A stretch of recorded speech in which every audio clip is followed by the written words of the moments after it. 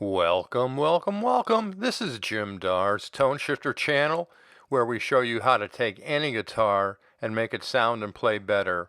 So join me in the Guitar Cabin, our musical sanctuary from day-to-day life, as we explore another really cool guitar project. I'm excited. Let's get to it. Well, welcome back, my friends, as the story continues with the restoration of this Les Paul Special 55. In the last episode, we worked on the neck for the first time, really.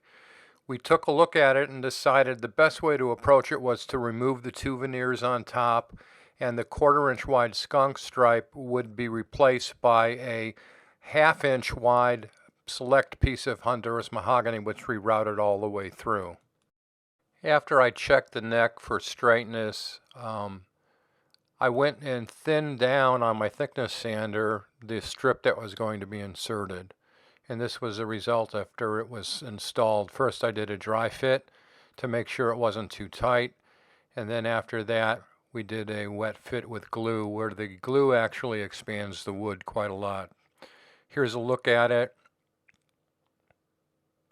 running the entire length all the way through, proud on the front and on the back so I could trim down to the exact size.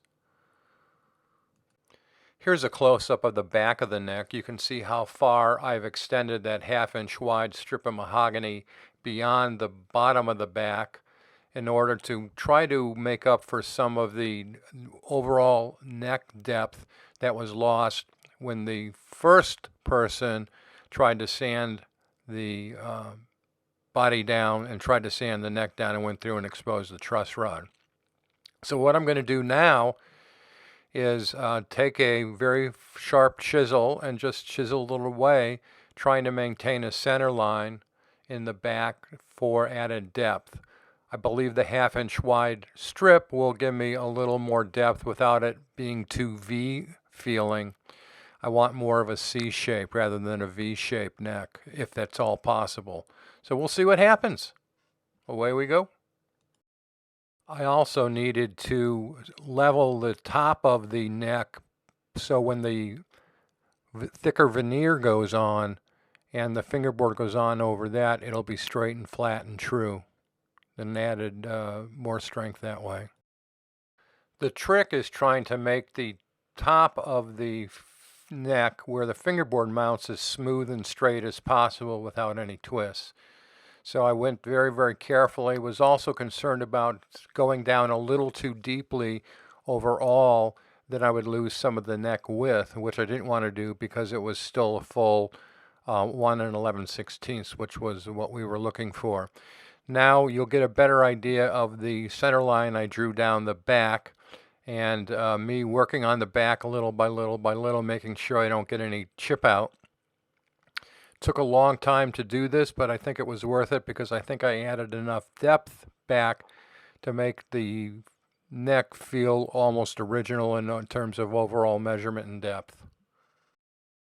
Just work it down little by little, checking with a profile neck template that I have to make sure I wasn't getting too V-shaped, too D-shaped, and kept working it and working it and working it, trying to be real careful not to take too much off and to maintain the integrity of the neck as well as the shape of the neck.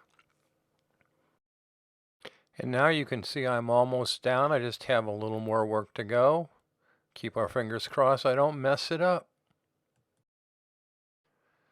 There are so many pieces on this guitar neck that each one has to be a precision fit. Otherwise, the neck's just going to do all kinds of weird, wonky things.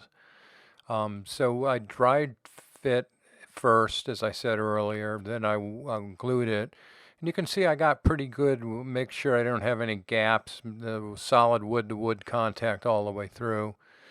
And again, the back is coming down pretty nicely. And we should see the results here in a minute.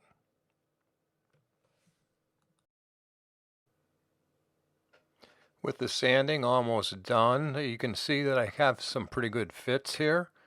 I'm happy with it. I think it'll be strong. So the next thing we're going to move to is to actually drill the truss rod slot from the headstock into the neck and then stop. I wanted to do this now in case I blew through the back of the neck. Didn't want to get too far along only to have another repair job that I created on my own. Luckily, it didn't happen and it worked out perfectly. With it came out better than I expected, and hopefully somebody who ends up playing this guitar will think the neck feels pretty darn good. At least I hope so. So next time we'll put the veneer on to get the overall thickness of the neck. We'll make sure we're within tolerances, including the fingerboard. We'll also route for a truss rod. I'm actually going to use a 1965 or 66 Gibson truss rod that I had that had a little nick in it, but I think it'll be fine for this purpose. It's a single action truss rod, traditional, that I think will add more of an aesthetic if somebody looks underneath the truss rod cover. So until next time, keep your comments and suggestions coming. I do appreciate them. Remember, subscribe and ring the bell so you'll get notifications of episodes.